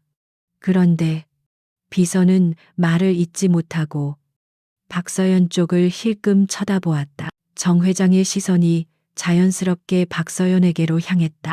그는 군 장성 출신의 경영인이었다. 그의 눈은 평범한 사람들과는 다른 것을 볼 수 있었다. 그는 청소복을 입은 중년 여성이 아니라 완벽하게 통제된 자세와 군더더기 없는 움직임을 가진 군인을 보았다.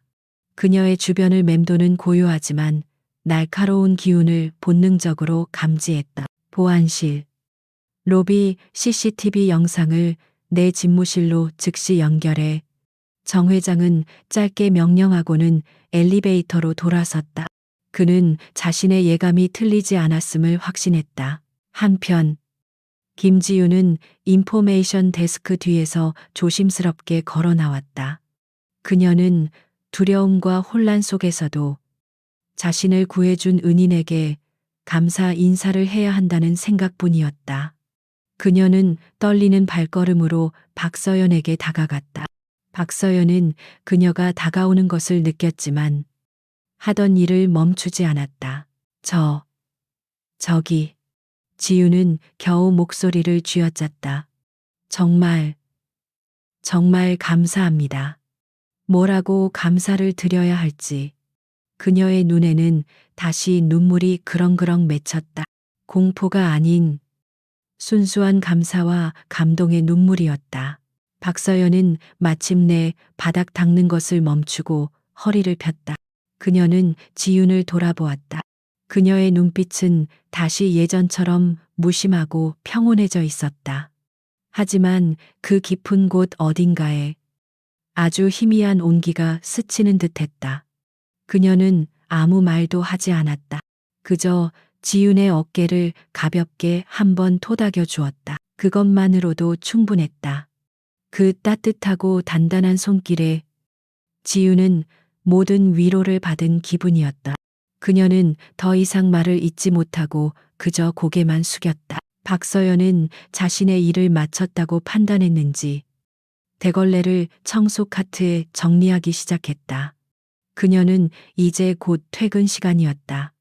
그녀는 이 모든 소란이 마치 자신과는 아무런 상관없는 일인 것처럼 평소와 똑같이 하루를 마무리하려 하고 있었다. 그 순간 정 회장의 비서가 다급하게 그녀에게 다가왔다. 잠시만요, 여사님, 회장님께서 잠시 뵙기를 원하십니다. 박서연은 비서를 잠시 쳐다보았다. 그녀의 얼굴에는 귀찮음이나 놀라움 같은 감정이 전혀 없었다. 마치 언젠가는 일어날 일이라고 예상했다는 듯 담담한 표정이었다. 그녀는 고개를 끄덕이지도 거절하지도 않았다. 그저 묵묵히 비서를 바라볼 뿐이었다. 최상층 CEO 집무실. 정태수 회장은 거대한 모니터 앞에 서서 입을 굳게 다문 채 영상을 보고 있었다. 영상은 몇 번이고 같은 장면을 반복해서 재생하고 있었다. 박서연이 대걸레를 내려놓는 순간 경호원 2명을 순식간에 제압하는 장면, 그리고 강민혁을 완벽하게 통제하는 모습. 영상을 보면 볼수록 그의 등에서는 식은땀이 흘렀다. 그는 군에 있을 때 전설로만 들었던 UDT-SEL의 독수리에 대한 이야기를 떠올렸다. 국가가 가장 위험한 임무를 맡기기 위해 만들어낸 인간 병기. 성별도, 나이도, 이름도 알려지지 않은 유령 같은 존재. 설마 저 사람이 회장님 모시고 왔습니다. 비서의 말에 정 회장은 깊은 생각에서 깨어났다. 그는 모니터를 끄고 천천히 뒤를 돌아섰다. 문이 열리고 청소복 차림의 박서연이 조용히 안으로 들어왔다. 그녀는 거대하고 화려한 CEO의 집무실에서도 조금도 위축되지 않았다. 오히려 이 공간이 그녀의 존재감 앞에 압도당하는 듯한 착각마저 들었다. 정 회장은 자신의 책상을 돌아 나와 그녀의 앞에 섰다. 그는 잠시 동안 아무 말 없이 그녀를 바라보았다. 그리고는 ST 글로벌의 회장이 아닌 한 명의 군인 후배로서 허리를 숙여 정중하게 격리했다. 선배님을 미처 알아보지 못했습니다. 용서하십시오. 그의 입에서 나온 말은 김소령의 그것보다 더 큰 충격을 안겨주는 것이었다. 정태수 회장의 경례는 단순한 인사가 아니었다. 그것은 군인 대 군인으로서 후배가 전설적인 선배에게 보내는 최고의 경의와 존경의 표시였다. 그의 행동에 비서는 입을 다물지 못했고 문가에 서 있던 박서연의 눈빛은 아주 희미하게 그러나 분명하게 흔들리고 있었다. 그녀는 그 경례를 받고 싶지 않았다. 선배님이라는 호칭은 그녀가 버리고 온 과거의 유령을 불러내는 주문과도 같았다. 그녀는 오랫동안 굳게 닫아두었던 기억의 문이 삐걱거리며 열리는 소리를 들었다. 그녀는 대답 없이 그저 침묵으로 정 회장을 바라보았다. 정태수 회장은 그녀의 침묵을 긍정으로 받아들이지 않았다. 오히려 그 안에서 깊은 고통과 거부감을 읽었다. 그는 천천히 허리를 폈다. 그는 이제 ST 글로벌의 회장이 아닌 한 명의 인간으로서 그녀를 마주했다. 죄송합니다. 제가 결례를 범했습니다. 그는 정중하게 사과했다. 하지만 도저히 믿을 수가 없어서 제 군 시절 전설로만 들었던 분을 이런 곳에서 이런 모습으로 뵙게 될 줄은 꿈에도 몰랐습니다. 그의 목소리에는 진심 어린 충격과 혼란이 담겨 있었다. 그는 책상 위에 태블릿 PC를 들어 박서연의 인사 기록 카드를 화면에 띄웠다. 이름 박서연. 나이 45세. 이전 경력 없음. 특이사항 없음. 너무나도 평범해서 오히려 의심스러운 완벽하게 위조된 신상 정보였다. UDT의 독수리. 대한민국 해군 특수전전단 최초이자 유일의 여성 팀장. 그리고 최연소 중령 진급자. 적지에서 단 한 번의 실패도 없었던 살아있는 신화. 그런데 왜? 정 회장은 말을 잇지 못하고 그녀를 바라보았다. 그의 눈은 묻고 있었다. 대체 왜 모든 것을 버리고 이런 삶을 택했느냐고. 박서연의 얼굴 위로 찰나의 그림자가 스쳐 지나갔다. 그녀의 시선은 정 회장의 어깨 너머 화려한 도시의 야경이 펼쳐진 통유리창을 향했다. 그녀의 눈에 비친 것은 반짝이는 불빛이 아니었다. 그것은 10년 전 칠흑 같은 어둠과 폭풍우가 몰아치던 어느 바다였다. 10년 전 동해 최북단 NLL 인근 해상. 폭풍우가 세상을 삼킬 듯이 몰아치고 있었다. 작전용 고속단정 RIB은 거친 파도 위에서 금방이라도 뒤집힐 것처럼 위태롭게 흔들렸다. 빗줄기는 총알처럼 수면을 때렸고 천둥은 하늘을 찢는 듯한 굉음을 냈다. 당시 소령이었던 박서연 호출명 독수리는 작전 팀원들과 함께 어둠 속에서 목표물을 향해 접근하고 있었다. 목표 지점까지 200m. 지금부터 완전 침묵 유지한다. 늑대. 준비됐나? 그녀의 목소리는 헤드셋을 통해 낮고 차분하게 울렸다. 준비 완료. 독수리. 그녀의 바로 옆에서 부팀장이자 가장 친한 전우였던 강지훈 상사. 호출명 늑대가 짧게 대답했다. 그는 서연과 생사고락을 함께한 그녀가 유일하게 등을 맡길 수 있는 존재였다. 작전의 목표는 적성국에 납치된 아군 정보 요원을 구출하는 것이었다. 적의 해상기지는 철통 같은 경계를 자랑했고 기상 상황은 최악이었다. 실패는 곧 죽음을 의미하는 극도로 위험한 임무였다. 하지만 서연의 지휘 아래 팀은 한치의 오차도 없이 움직였다.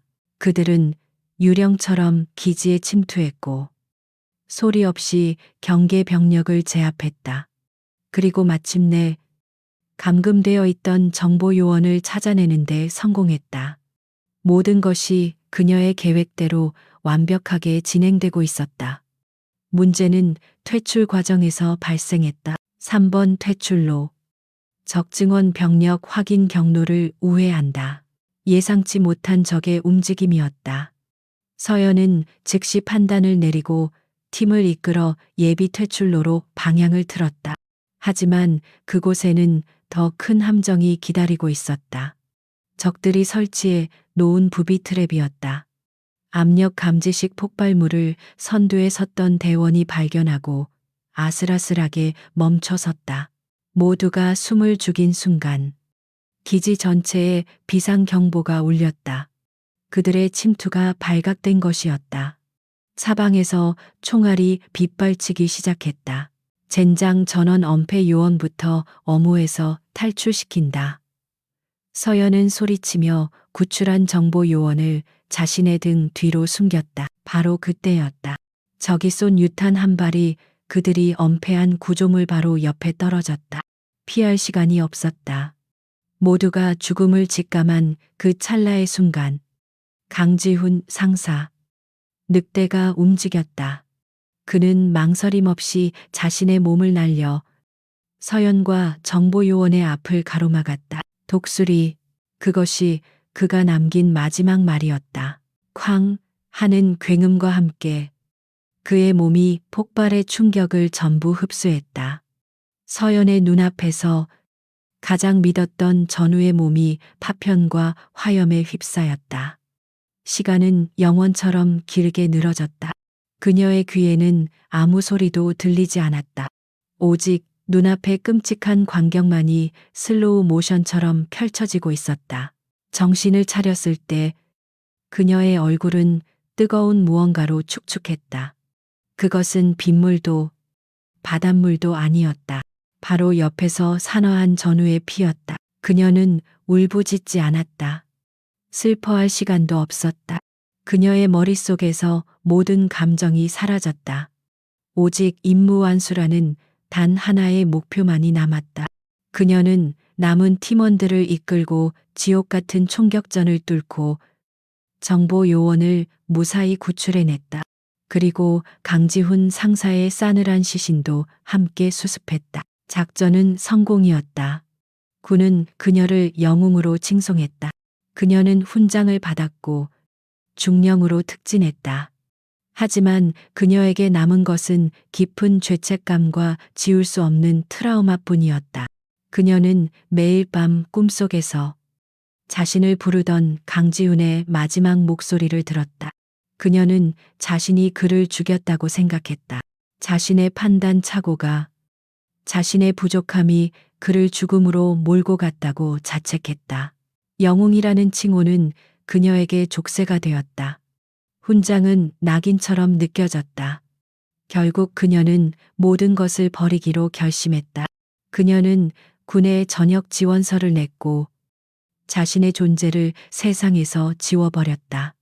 그리고 가장 낮은 곳으로, 아무도 자신을 알아보지 못할 곳으로 숨어들었다. 청소부라는 직업은 그녀에게 완벽한 도피처였다. 매일 땀 흘려 몸을 쓰는 고된 노동은 악몽을 잊게 해주었고, 누구의 생명도 책임지지 않아도 되는 평범함은 그녀에게 유일한 구원이었다. 그 유령을 묻기 위해 이곳에 왔습니다. 박서연은 긴 침묵 끝에 입을 열었다. 그녀의 목소리는 사막처럼 메마르고 갈라져 있었다. 그녀는 과거를 이야기하지 않았지만 정태수 회장은 그녀의 눈빛 속에서 모든 것을 읽었다. 전장에서 동료를 잃은 군인이 짊어져야 하는 평생 사라지지 않는 부채감. 정 회장은 더 이상 아무것도 묻지 않았다. 그는 이제 모든 것을 이해했다. 그녀가 왜 이곳에 있는지, 왜 스스로를 감추고 살아가는지. 그의 마음속에서 그녀에 대한 존경심은 이제 깊은 연민과 동질감으로 변해 있었다. 그는 그녀가 단순한 영웅이 아니라 깊은 상처를 안고 살아가는 한 명의 인간이라는 것을 깨달았다. 그는 그녀에게 새로운 목적을, 그녀가 짊어진 짐을 조금이나마 덜어줄 수 있는 길을 제시해야겠다고 결심했다. 그것이 자신이 이 위대한 선배에게 해줄 수 있는 유일한 일이라고 생각했다. 정태수 회장의 집무실에는 무거운 침묵이 흘렀다. 그 침묵 속에는 한 전설적인 군인의 감춰진 고통과 그 고통을 이해하게 된 또 다른 군인의 깊은 존경심이 공존하고 있었다. 박서연의 마지막 말, 그 유령을 묻기 위해 이곳에 왔습니다. 라는 문장은 화려한 집무실의 공기를 칼날처럼 베며 나라와 정 회장의 가슴에 밝혔다. 정 회장은 잠시 눈을 감았다. 그 역시 전장에서 부하를 잃어본 경험이 있었다. 사랑하는 전우를 가슴에 묻고 살아야 하는 삶의 무게를 누구보다 잘 알고 있었다. 그는 박서연이 지난 10년간 어떤 지옥 속에서 살아왔을지 어렴풋이 짐작할 수 있었다. 그녀가 선택한 청소부라는 삶은 도피가 아니라 스스로에게 내린 길고 잔인한 형벌이었던 것이다. 그는 다시 눈을 뜨고 결심을 굳힌 얼굴로 입을 열었다. 그의 목소리는 이전보다 훨씬 더 낮고 진중해져 있었다. 선배님, 저는 선배님의 고통의 깊이를 감히 헤아릴 수 없습니다. 그리고 제가 지금부터 드리는 말씀이 어쩌면 선배님의 상처를 다시 헤집는 무례한 일이 될지도 모르겠습니다. 그는 잠시 말을 멈추고 그녀의 눈을 똑바로 바라보았다. 하지만 저는 선배님의 그 위대한 능력이 이런 식으로 묻히는 것을 그냥 보고만 있을 수는 없습니다. 그것은 국가적으로도 그리고 무엇보다 선배님 자신에게도 너무나 큰 손실입니다. 박서연은 아무런 대답도 표정 변화도 없이 그를 바라보았다. 그녀의 눈은 마치 깊이를 알 수 없는 겨울 호수와 같아서 그 속을 들여다보려는 모든 시도를 무력하게 만들었다. 정 회장은 아랑곳하지 않고 말을 이었다. 그는 집무실의 거대한 통유리 창 쪽으로 걸어가 아래에 펼쳐진 도시의 풍경을 가리켰다. 이 회사에는 5천 명의 직원들이 일하고 있습니다. 그들에게는 각자의 가정이 있고 꿈이 있습니다. 오늘 로비에서 일어났던 일과 같은 폭력은 그들의 평화로운 일상을 순식간에 파괴할 수 있습니다. 그는 다시 그녀에게로 몸을 돌렸다. 그의 눈빛에는 간절함이 담겨 있었다. 저는 오늘 선배님의 모습을 보았습니다. 단순히 적을 제압하는 기술이 아니었습니다. 그것은 약자를 보호하고 질서를 바로 세우는 힘 그 자체였습니다. 저는 그 힘이 필요합니다. 마침내 그가 본론을 꺼냈다. 그것은 단순한 제안이 아니라 한 인간의 운명을 바꾸려는 시도였다. ST 글로벌의 글로벌 보안 총괄 책임자 Head of Global Security 자리를 맡아주십시오. 그것은 파격적인 제안이었다. 청소 용역 직원에게 그룹 전체의 안보를 책임지는 최고의 임원직을 제안한 것이었다. 비서는 옆에서 듣고 있기만 해도 숨이 멎을 것 같았다. 정 회장은 그녀가 거절할 틈도 주지 않고 설명을 덧붙였다. 단순히 경비팀을 관리하는 자리가 아닙니다. 전 세계에 흩어져 있는 저희 지사와 연구소, 그리고 그곳에서 일하는 모든 임직원들의 안전을 위협하는 모든 요소를 사전에 파악하고 분석하고 예방하는 시스템을 구축하는 역할입니다. 선배님께는 그에 필요한 모든 권한과 자원을 아낌없이 지원하겠습니다. 선배님의 방식대로 선배님만의 팀을 꾸리셔도 좋습니다. 그것은 그녀의 능력을 완벽하게 이해하고 그녀를 최고로 예우하는 제안이었다. 그녀가 가진 전략적 사고와 전투 능력을 사람을 죽이는 기술이 아니라 사람을 살리는 방패로 써달라는 간청이었다. 하지만 박서연의 대답은 단호했다. 거절하겠습니다. 한치의 망설임도 없는 얼음처럼 차가운 대답이었다. 그녀는 천천히 고개를 저었다. 회장님의 제안은 감사합니다. 하지만 저는 더 이상 그런 책임을 질 수 있는 사람이 아닙니다. 제 손은 누군가를 지킬 자격이 없습니다. 그녀의 목소리 끝이 미세하게 떨렸다. 그녀는 자신의 손을 내려다보았다.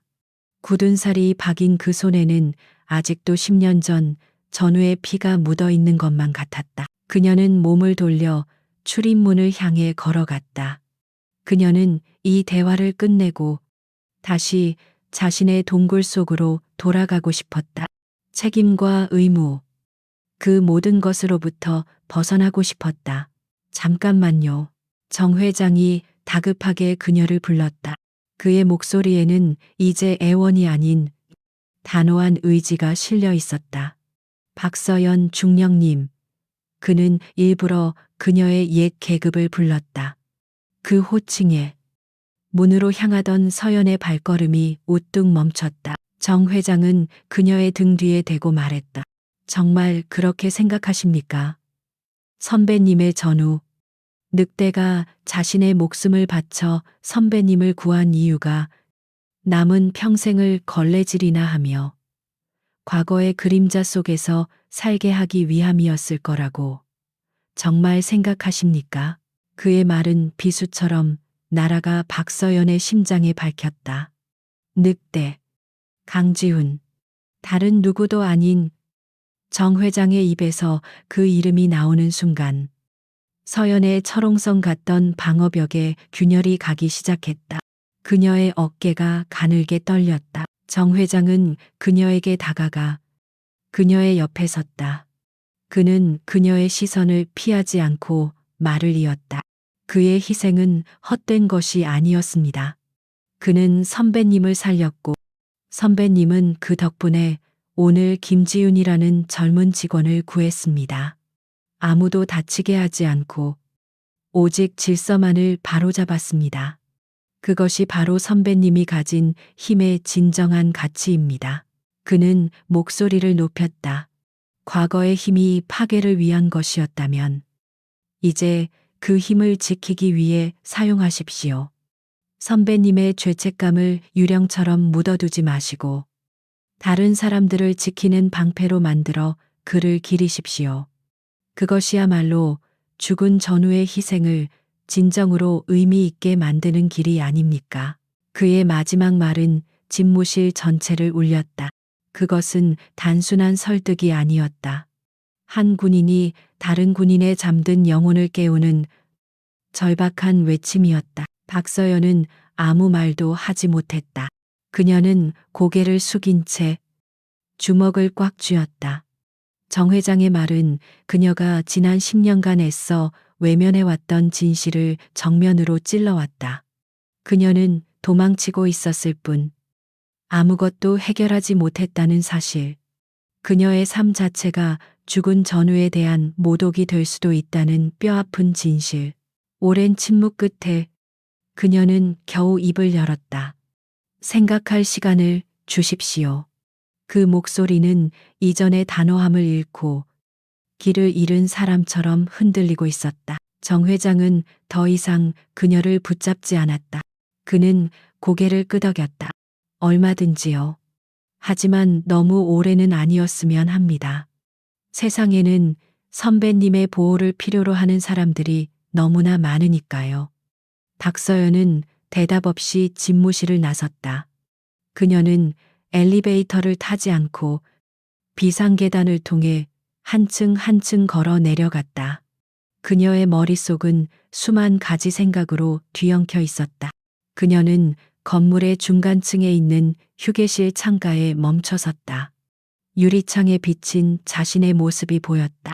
낡은 청소복을 입은 중년 여성의 모습과 그 뒤로 어렴풋이 겹쳐 보이는 군복을 입고 날카로운 눈빛을 한 과거의 자신.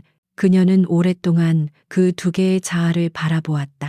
과연 자신은 어떤 모습으로 살아가야 하는가? 과거에 대한 속죄는 도망치는 것인가? 아니면 맞서는 것인가? 그녀의 인생을 뒤흔드는 질문이 그녀의 눈앞에 거대한 벽처럼 서 있었다. 박서연은 오랫동안 창문에 비친 자신의 모습을 바라보았다. 낮고 지친 청소부의 얼굴과 그 뒤로 아른거리는 날카롭고 고독했던 군인의 얼굴. 두 개의 자아는 화해할 수 없는 물과 기름처럼 그녀 안에서 서로를 밀어내고 있었다. 그녀는 지난 10년간 후자의 자신을 죽이기 위해 전자의 삶을 택했다. 그녀는 정 회장의 말이 옳다는 것을 알고 있었다. 죽은 전후 강지훈은 그녀가 이렇게 무너져 내리는 것을 원치 않았을 것이다. 그는 언제나 그녀의 능력을 믿었고 그녀가 더 큰 일을 해낼 사람이라고 말했다. 하지만 그를 잃은 죄책감은 너무나도 무거워서 그녀는 스스로 일어설 힘을 낼 수 없었다. 그녀는 무거운 발걸음을 옮겨 휴게실을 나섰다. 퇴근 시간이 다 되어가고 있었다. 그녀는 평소처럼 지하에 있는 탈의실로 향했다. 청소복을 벗고 낡은 자신의 옷으로 갈아입고 아무도 모르게 이 건물을 빠져나가면 다시 평범한 혹은 평범 이하의 삶으로 돌아갈 수 있었다. 그것이 그녀가 익숙해진 유일한 길이었다. 탈의실로 향하는 복도를 지날 때였다. 그녀의 발걸음이 우뚝 멈췄다. 1층 로비에서 들려오는 맑은 웃음소리 때문이었다. 호기심 때문이 아니라 본능적인 이끌림으로 그녀는 복도 코너에 서서 조용히 로비 쪽을 내려다보았다. 그곳에는 김지윤이 있었다. 그녀는 동료 직원과 이야기를 나누며 환하게 웃고 있었다. 몇 시간 전 공포와 절망에 빠져 울고 있던 모습은 온데간데 없었다. 그녀의 웃음소리는 평범한 일상이 주는 안정감과 평화 그 자체를 의미했다. 강민혁이라는 폭풍이 핥히고 간 상처는 이제 보이지 않았다. 박서연은 그 모습을 가만히 지켜보았다. 그리고 깨달았다. 저 평범한 웃음소리. 저것이 바로 자신이 지켜낸 것이었다. 그녀가 대걸레를 내려놓고 앞으로 나섰기 때문에 저 젊은 직원은 다시 웃을 수 있게 된 것이었다. 그녀의 힘은 파괴가 아니라 보호를 위해 쓰였던 것이다. 순간 10년 전 폭풍우 치던 바다의 기억이 그녀의 뇌리를 스치고 지나갔다. 자신을 보호하기 위해 몸을 던졌던 강지훈의 마지막 모습. 그의 희생은 그녀를 살렸고 살아남은 그녀는 오늘 또 다른 누군가를 지켜냈다. 그 희생의 의미가 마치 끊어졌던 회로가 다시 연결되듯 그녀의 심장을 관통했다. 그녀는 도망치고 있었다. 죄책감이라는 이름의 감옥에 스스로를 가두고 있었다. 하지만 정 회장의 말처럼 진정한 속죄는 숨는 것이 아니었다. 그가 남긴 생명으로 그가 지키고자 했던 가치를 이어가는 것이었다. 그녀의 가슴 속에서 오랫동안 얼어붙어 있던 무언가가 쨍 하는 소리를 내며 깨지기 시작했다. 박서연은 더 이상 탈의실로 향하지 않았다. 그녀는 몸을 돌려 다시 엘리베이터 홀로 향했다. 그녀의 발걸음에는 더 이상 망설임이 없었다. 그녀는 최상층 버튼을 눌렀다. 엘리베이터가 상승하는 동안 그녀는 창문에 비친 자신의 모습을 다시 보았다. 청소부와 군인의 모습은 더 이상 싸우지 않았다. 그들은 서서히 하나로 겹쳐지며 새로운 제3의 모습을 만들어내고 있었다. 정태수 회장의 집무실 문이 다시 열렸다. 정 회장은 자리에서 일어나 돌아온 그녀를 말없이 바라보았다. 박서연은 그의 책상 앞으로 걸어와 섰다. 그녀는 길게 말하지 않았다. 그녀의 방식은 언제나 간결하고 명확했다. 제가 하겠습니다. 그 한마디에 모든 것이 담겨 있었다. 그녀는 더 이상 과거로부터 도망치지 않겠다는 선언, 새로운 책임을 받아들이겠다는 약속, 그리고 다시 세상의 방패가 되겠다는 맹세였다. 정태수 회장의 얼굴에 마침내 옅은 미소가 떠올랐다. 그는 위대한 전설이 부활하는 순간을 목격하고 있었다. 한 달 후, ST 글로벌 본사 로비의 풍경은 예전과 같았지만 그곳을 흐르는 공기는 미묘하게 달라져 있었다. 직원들은 이전보다 더 차분하고 질서정 연하게 움직였고 특히 청소나 경비 업무를 하는 직원들을 대하는 태도에는 보이지 않는 존중심이 배어 있었다. 한 달 전에 그 사건은 회사의 공식적인 함구령에도 불구하고 직원들 사이에서 전설처럼 퍼져나갔다. 강민혁과 K테크는 완벽하게 몰락했다. 박서연의 전화 한 통 이후 시작된 전방위적인 조사는 그의 모든 비리를 파헤쳤고 그는 수십 개의 혐의로 구속되어 재판을 기다리고 있었다. 그의 회사는 공중분해되었고 그에게 빌부터 약자들을 괴롭히던 무리들도 모두 법의 심판을 받았다. 완벽한 정의의 실현이었다. 인포메이션 데스크에 서 있는 김지윤은 더 이상 어수룩한 신입사원이 아니었다. 그녀는 그날의 경험을 통해 한 뼘 더 성장했다. 그녀는 어떤 방문객 앞에서도 당당하고 자신감 있게 업무를 처리했다. 그녀는 가끔 로비 한쪽 구석을 바라보곤 했다. 이제는 다른 사람이 청소하고 있는 그곳을 보며 자신을 구해준 이름 모를 영웅을 떠올렸다. 바로 그때 로비의 회전문이 열리며 한 사람이 안으로 들어섰다. 사람들의 시선이 무심코 그쪽으로 향했다가 순간 멈칫했다. 박서연이었다. 하지만 그녀는 더 이상 낡은 청소복을 입고 있지 않았다. 그녀는 몸에 꼭 맞는 짙은 회색의 비즈니스 슈트를 입고 있었다.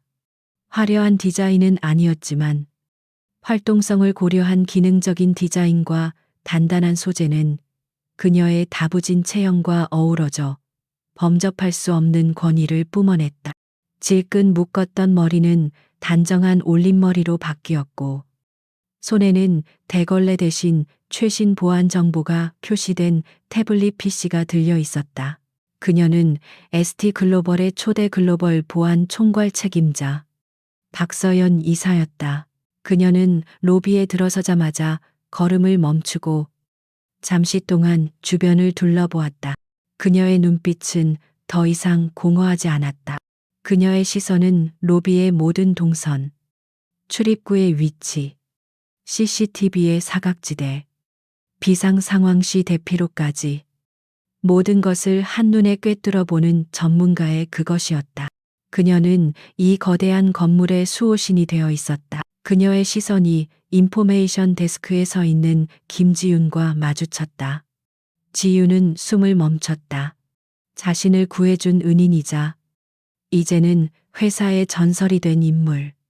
그녀는 자신도 모르게 허리를 숙여 인사했다. 박서연은 그런 그녀를 향해 아주 희미하게 그러나 분명하게 고개를 한번 끄덕여 주었다. 그것은 두 사람만이 아는 조용한 격려와 감사였다. 박서연은 다시 발걸음을 옮겨 엘리베이터 홀로 향했다. 그녀는 이제 더 이상 과거의 유령에 시달리지 않았다. 그녀는 자신의 과거를, 자신의 힘을, 그리고 자신을 살린 전우의 희생을 모두 껴안고 새로운 길을 걷기 시작했다.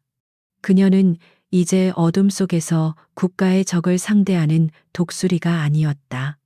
그녀는 밝은 빛 속에서 평범한 사람들의 일상을 지키는 더 크고 위대한 방패가 되었다. 그녀의 진짜 임무는 이제 막 시작된 것이었다. 오늘 이야기는 여기까지입니다. 여러분은 박서연 중령의 선택을 어떻게 생각하시나요? 진정한 힘은 과거에 얽매이는 것이 아니라 그 힘으로 현재를 지켜내는 것에서 나오는 것은 아닐까요? 여러분의 생각이 궁금합니다. 댓글로 의견을 남겨주세요. 이야기가 마음에 드셨다면 좋아요와 구독 잊지 마세요.